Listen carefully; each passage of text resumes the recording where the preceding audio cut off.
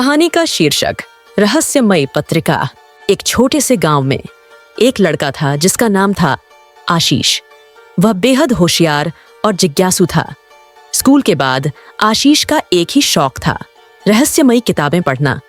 उसके गांव के एक कोने में एक पुरानी किताबों की दुकान थी जिसे कई सालों से किसी ने नहीं देखा था। एक दिन बारिश के मौसम में आशीष अपनी किताबों की खोज में उसी दुकान पर पहुंचा। दुकान के अंदर घुसते ही उसे एक बूढ़ा दुकानदार मिला। उसकी आंखें गहरी और चेहरा झुर्रियों से भरा हुआ था, लेकिन उसकी मुस्कान में कुछ अनजाना आकर्षण था। दुकानदार ने आशीष को देखते ही कहा, तुम्हें शायद वह चीज मिल जाए जिसकी तुम्हें तलाश है। आशीष थोड़ा हैरान हुआ, लेकिन उसने कुछ नहीं कहा। दुकान में घूमते घूमते उसकी नजर एक पुरानी धूल से ढकी पत्रिका पर पड़ी। उस पर कोई नाम नहीं था, केवल सुनहरे अक्षरों में एक संकेत लिखा था, किस्मत का खेल। पत्रिका को छूते ही आशीष को एक अजीब सी सिहरन महसूस हुई, लेकिन उसने उसे खरीदने का निर्णय लिया। दुकानदार ने उसे चुपचाप देखकर केवल सिर हिला दिया। घर आकर आशीष ने जैसे ही पत्रिका खोली, पहला पन्ना खाली था।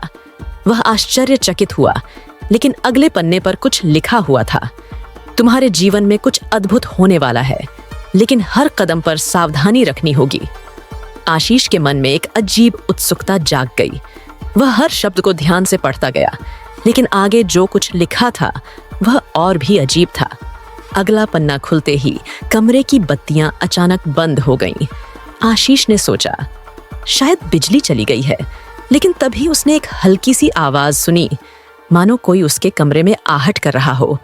वह जल्दी से उठा और कमरे की खिड़की की ओर देखा, लेकिन वहां कोई नहीं था। वापस बैठते ही उसने देखा कि पत्रिका में एक नया संदेश उभर आया था, सावधान रहो, कुछ अनदेखी शक्तियां तुम्हारा पीछा कर रही हैं। आशीष का दिल तेजी से धड़कने लगा। क्या यह पत्रिका सचमुच जादुई थी? उसने सोचा कि शायद ये सब सिर्फ उसकी कल्पना है। अगले पन्ने पर लिखा था, अगर तुमने इसे समझने की कोशिश की तो तुम्हें अपने सबसे गहरे डर का सामना करना होगा। यह पढ़ते ही आशीष को लगा कि उसकी सांसें थम गई हैं। उसे यह समझ नहीं आ रहा था कि यह पत्रिका कैसे उसके मन की बातें जान रही है। आशीष ने अब और पन्ने पलटे। हर पन्ने पर कुछ ऐसा लिखा था जो उसकी जिंदगी से जुड़ा हुआ था। तुम्हारा सबसे अच्छा दोस्त तुमसे कुछ छिपा रहा है, अगला संदेश था।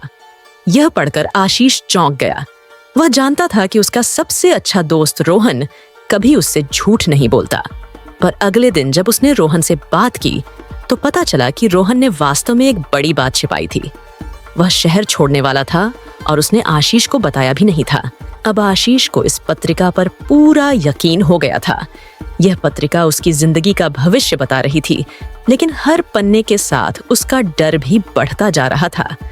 अगले पन्ने पर लिखा था, तुम्हारे घर में एक पुराना राज्य छिपा हुआ है, अगर तुमने उसे खोजने की कोशिश की तो सब कुछ बदल जाएगा। आशीष ने अपने घर का कोना कोना छान मारा, पर उसे कुछ भी संदिग्ध नहीं मिला। लेकिन एक रात जब वह अपने दादा की पुरानी अलमारी खोल रहा था, उसे एक बंद लिफाफा मिला। लिफाफा बहुत पुराना था और उस पर लिखा था, यह पत्र खोलने से पहले सोच लेना। आशीष ने बिना सोचे समझे वह पत्र खोला। अंदर एक छोटी सी चाबी थी और एक नक्शा। उस नक्शे ने उसे गांव के एक पुराने मंदिर की ओर इशारा किया। आशीष ने तय किया कि वह उस मंदिर जाएगा और उस चाबी का रहस्य सुलझाएगा। अगली सुबह वह मंदिर पहुंचा। मंदिर के पीछे एक छोटा सा दरवाजा था जिसे उसने कभी नहीं देखा था। चाबी उसी दरवाजे में फिट हो गई और दरवाजा धीरे धीरे खुला। अंदर एक अंधेरा रास्ता था। आशीष के कदम धीरे धीरे आगे बढ़ते गए। हर कदम के साथ उसकी सांसें थमने लगीं। अंत में वह एक कमरे में पहुंचा जहां दीवार पर एक पुराना चित्र टंगा हुआ था। चित्र में एक आदमी था जो हूबहू आशीष जैसा दिखता था।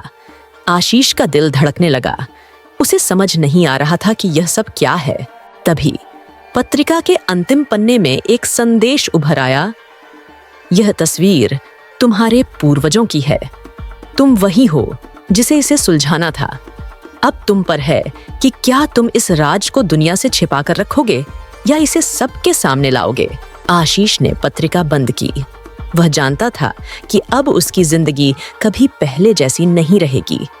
उसने फैसला किया कि वह इस रहस्य को अपने तक ही रखेगा। परंतु एक बात स्पष्ट थी, यह पत्रिका कोई साधारण चीज नहीं थी। सीख, कुछ रहस्य ऐसे होते हैं जिन्हें उजागर करना हमारी नियति हो सकती है, लेकिन उन रहस्यों के साथ जीना भी एक बड़ी जिम्मेदारी होती है।